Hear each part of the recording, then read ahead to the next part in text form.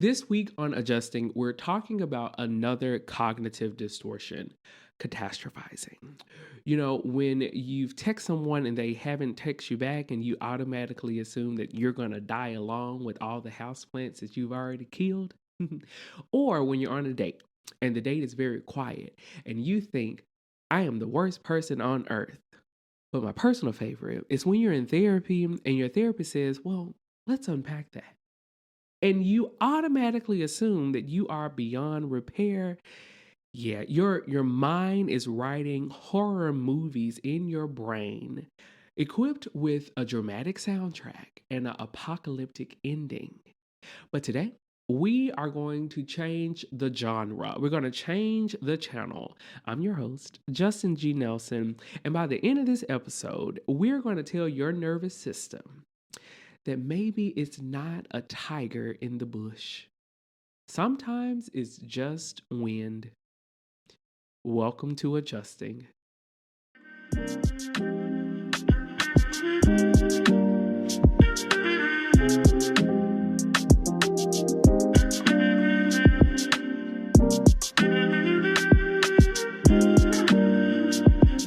And we're back with another episode of Adjusting with your host, Justin G. Nelson.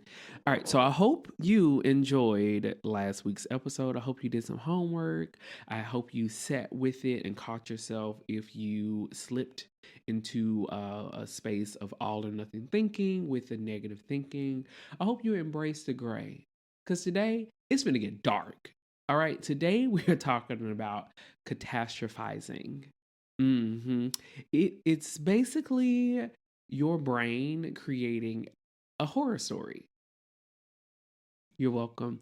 So, before we get too far, thank you for joining us. If you're new here, hi. Thank you for choosing you in this season of your life. I don't know when you're listening to this, but I am glad that you're listening to it. And be sure to like, share, and subscribe so that we can grow our adjusting community. So welcome back, and let's get grounded. All right. If you're driving, focus on the road. This podcast can wait. You can pause it. You can pause it. If you are home or in the office or at work or somewhere where you can give yourself a few seconds and a few deep breaths to ground yourself so that we can do this work together, I invite you to do that today. So plant your feet on the ground, relax your toes, relax your shins, relax your knees and your thighs, relax your hips, relax your stomach. Relax your chest, your shoulders, relax your neck, relax your chin, your cheeks, your nose, your eyebrows, your forehead. Close your eyes, and we're going to breathe in for 4, hold for 7, and release for 8. Let's begin. Breathe in, 2, 3, 4. Hold it, 1, 2, 3, 4. 5, 6, 7, out. 1, 2, 3, 4, 5, 6, 7, 8. Let it all out. Let it all out. Ah. Great.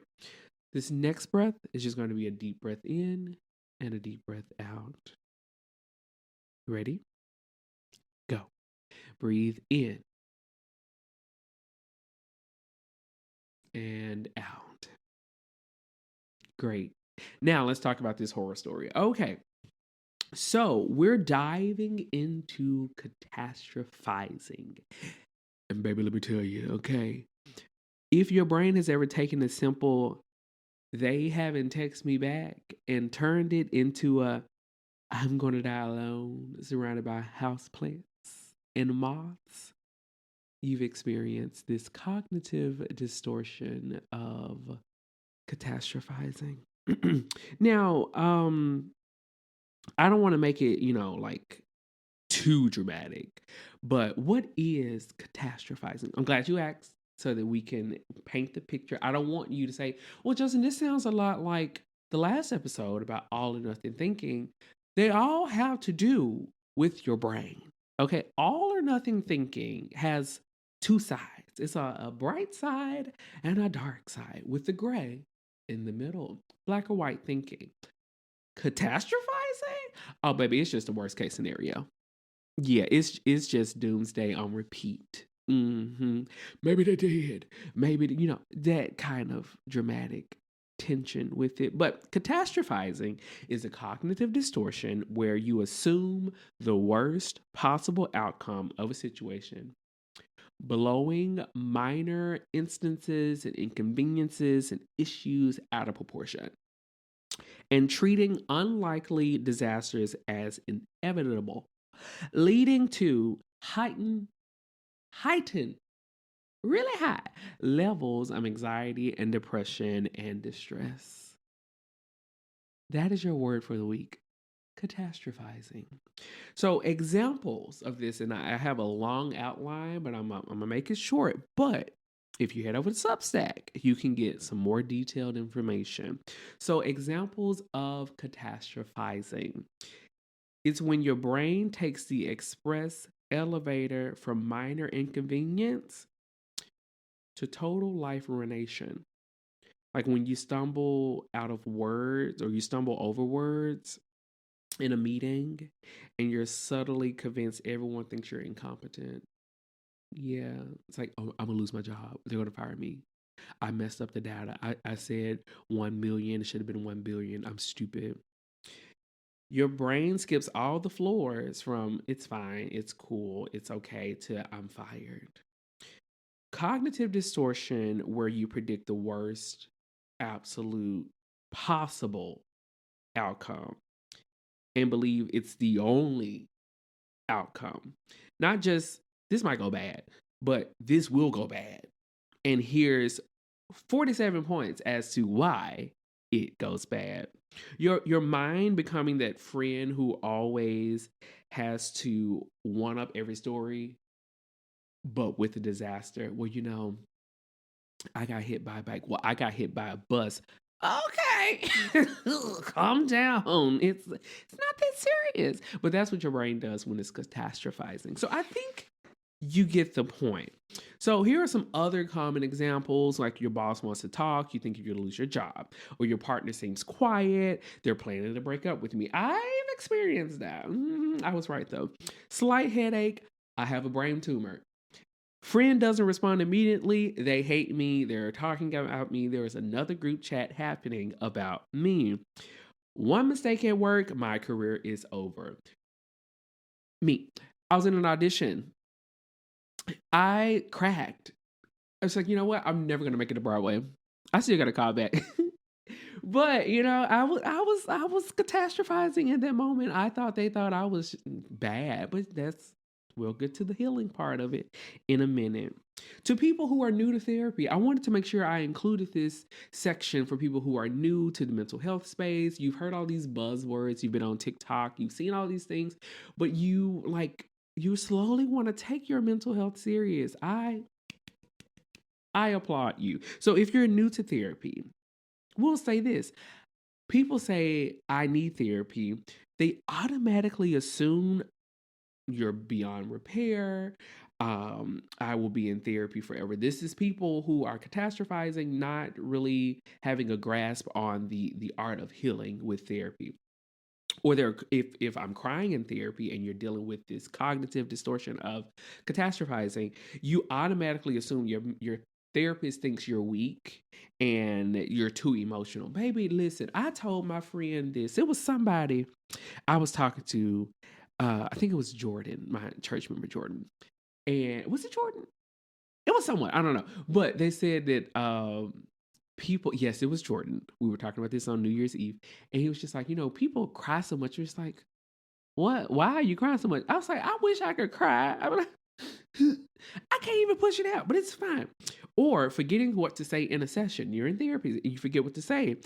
And you automatically think, I'm wasting everyone's time and money. Sometimes you need to sit in the silence.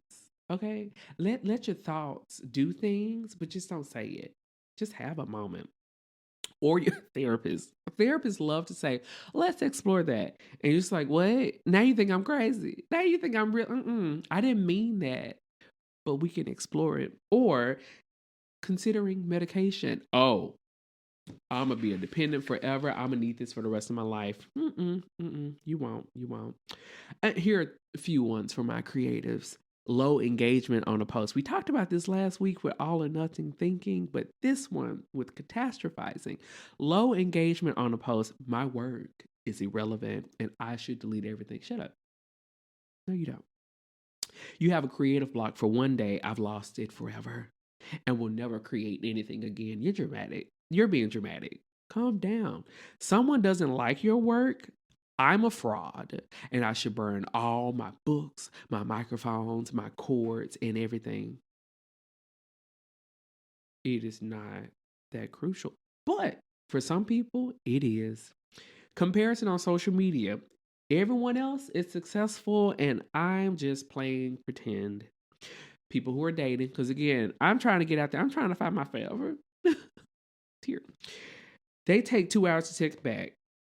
They're definitely texting someone else. They're not interested. Awkward pause on the first date. This is the worst date they've ever been on. I should go back home. They mention their ex.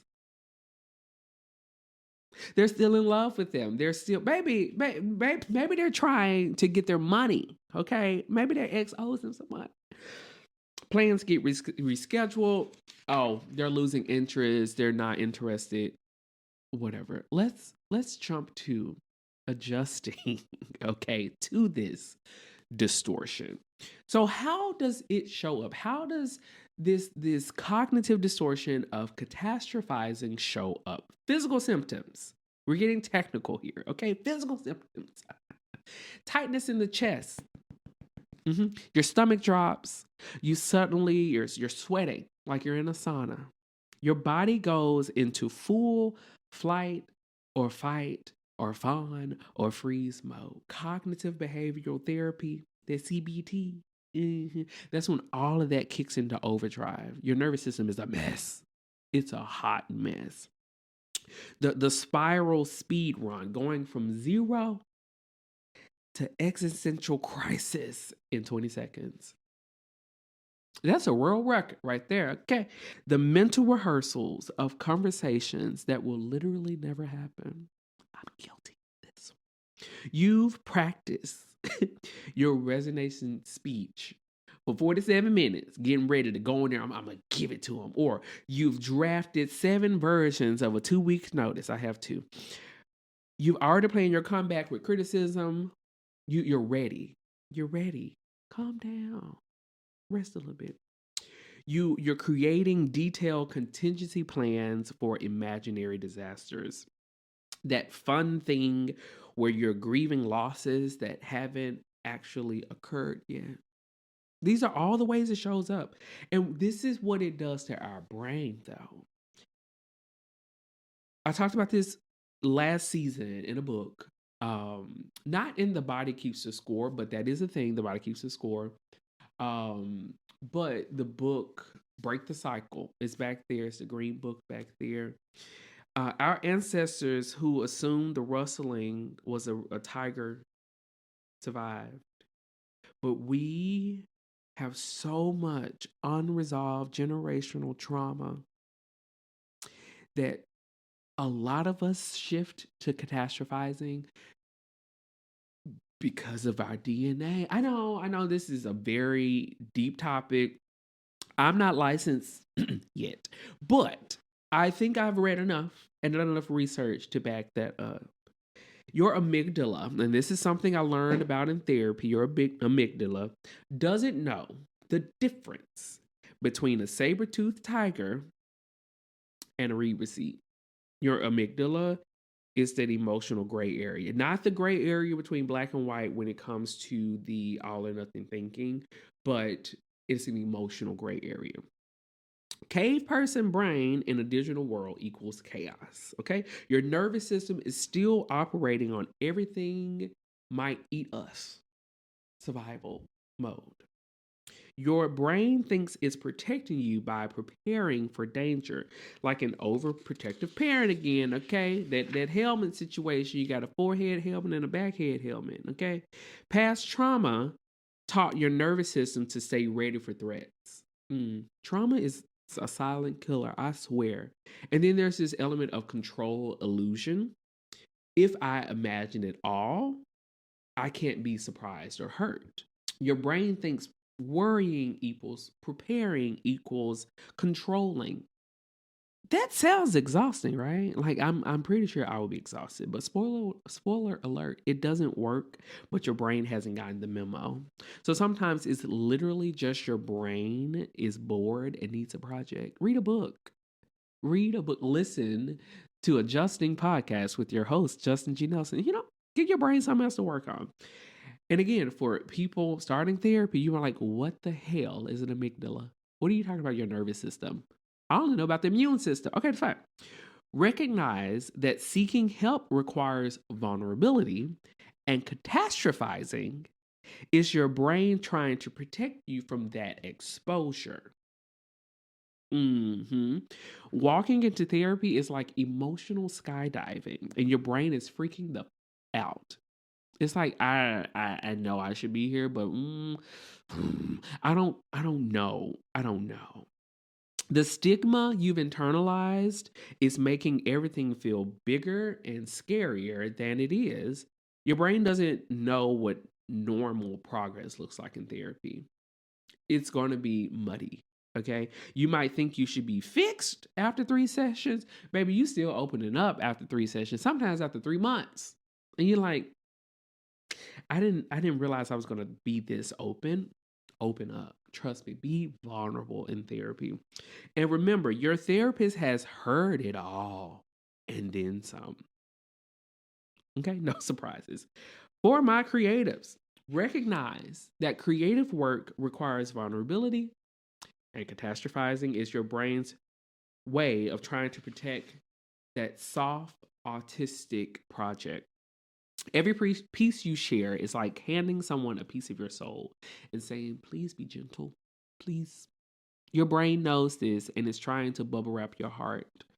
Your imagination is a superpower, and that sometimes works against you. The same brain that creates the beautiful worlds also creates disaster scenarios in 4K. Rejection sensitivity.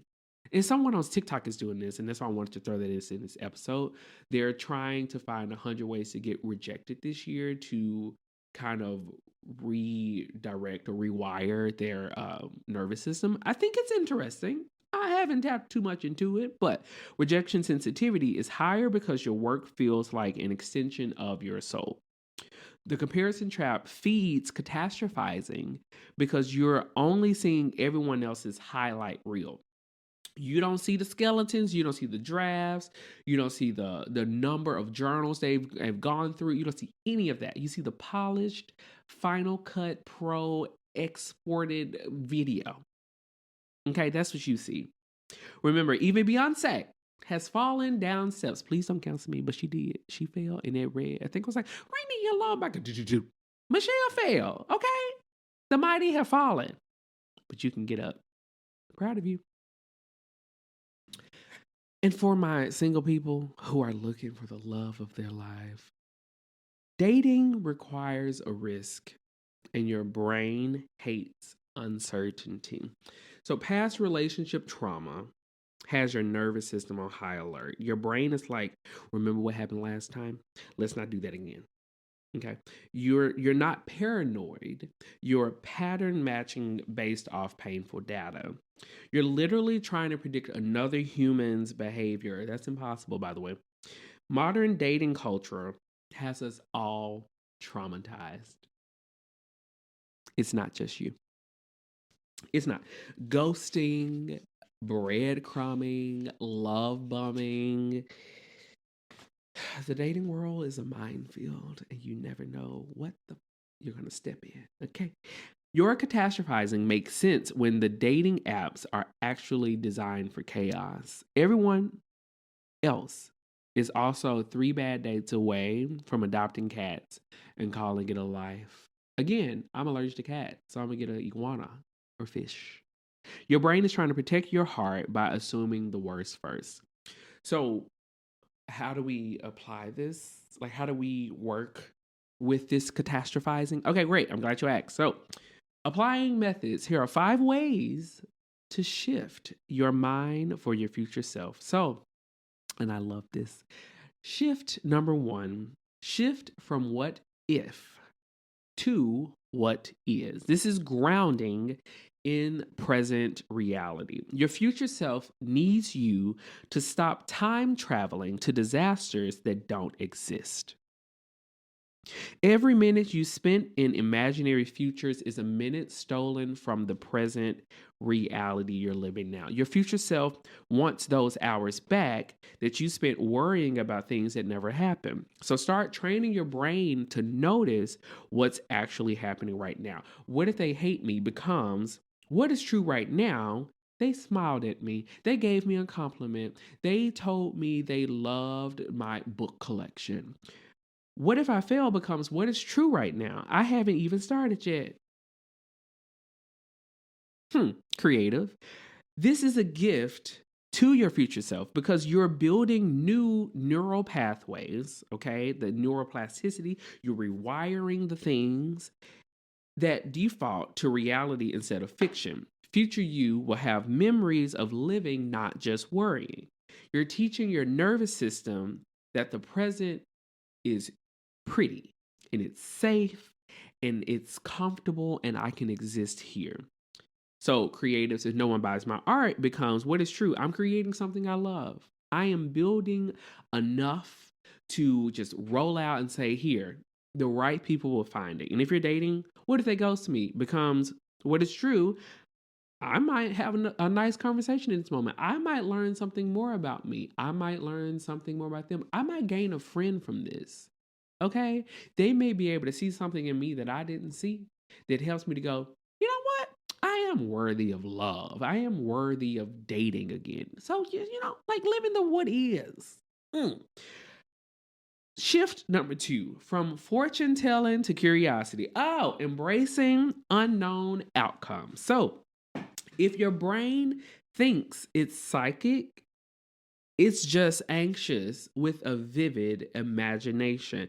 Your future self wants you to stop pretending you know how stories end. Plot twists exist, okay? I had a plot twist last week. And most of them are boring or fine, not catastrophic. Real predictions with genuine curiosity about what might unfold. This will definitely end badly becomes I wonder how this would turn out. They're going to leave me because I'm curious to see how this relationship evolves. Therapy will be horrible becomes I wonder what I'll discover about myself. Your future self will thank you. You'll be present for surprises. I hate surprises, but I'm learning to adjust to those. You're not exhausting yourself preparing for scenarios that won't happen. You're allowing space for life to be different than your worst fears. So practice saying, repeat after me, I don't know what will happen, and that's okay.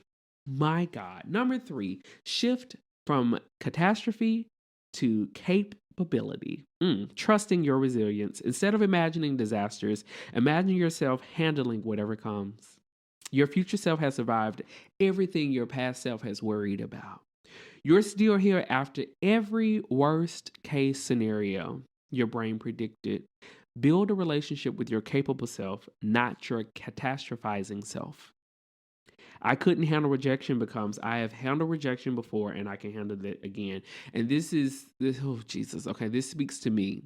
Last year when I was in my audition era and I auditioned for a show twice on Broadway.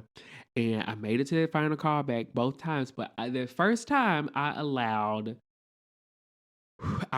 rejection to put me in like a dark place. I was like, you know what? I'm just going to focus on making money and being secure in my finances. And then I'll worry about that later. And the more I worked at that show, the more I was just like, I really miss this. I really miss performing. And so I had to, shift to this. I can handle rejection.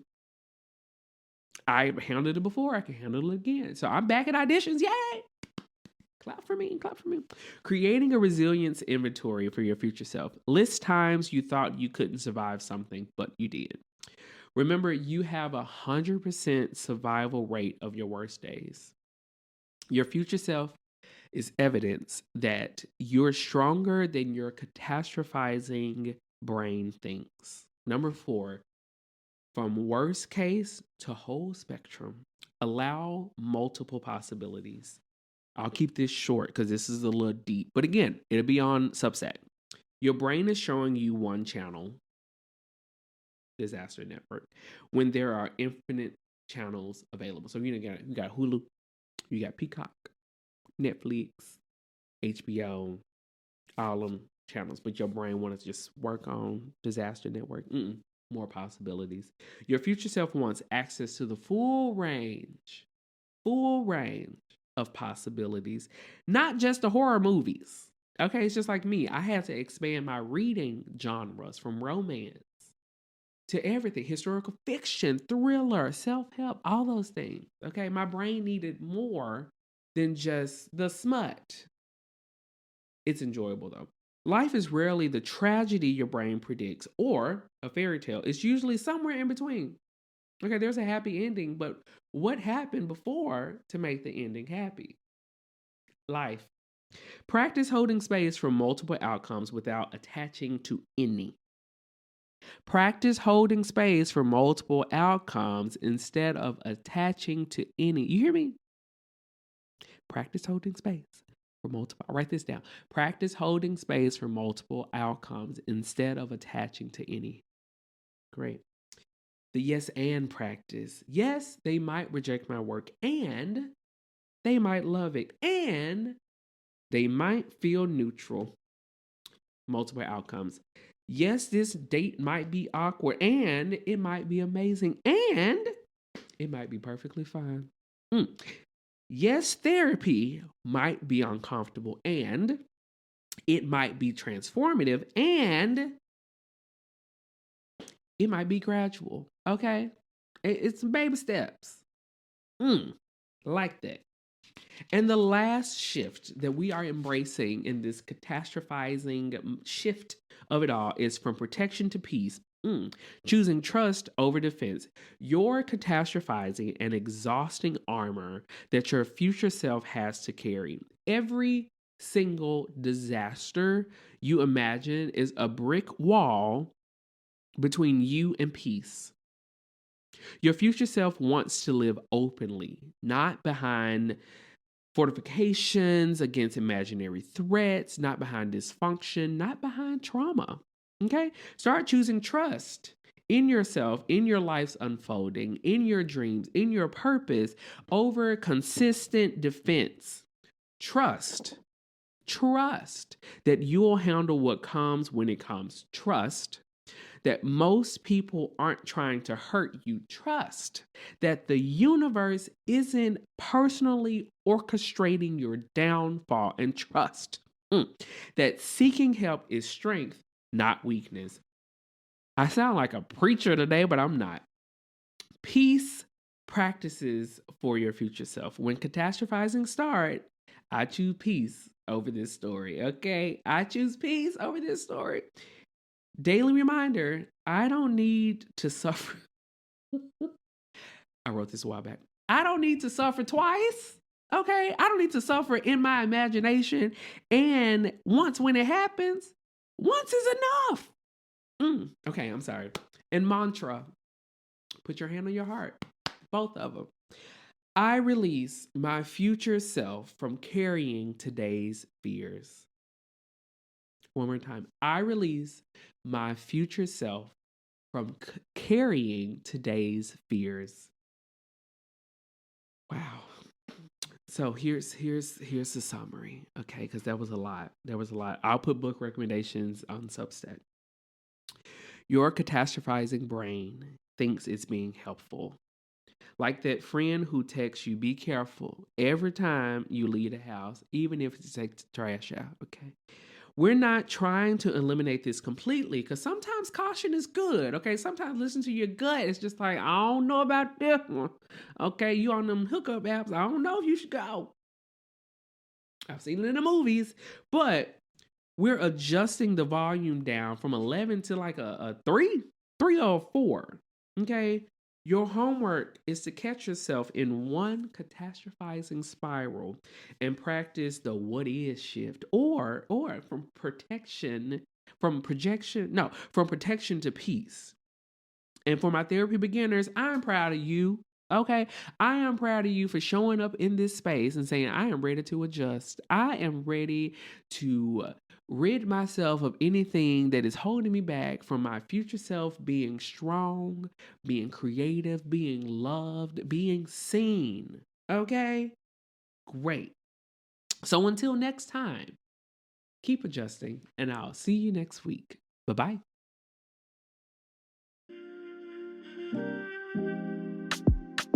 Thanks for tuning in to this week's episode. I hope you take something away to help you make the adjustments you need.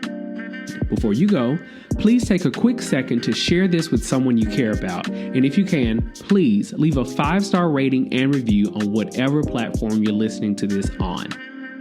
For more information about adjusting or to inquire about being a guest, head over to adjustingpod.com. Until next time.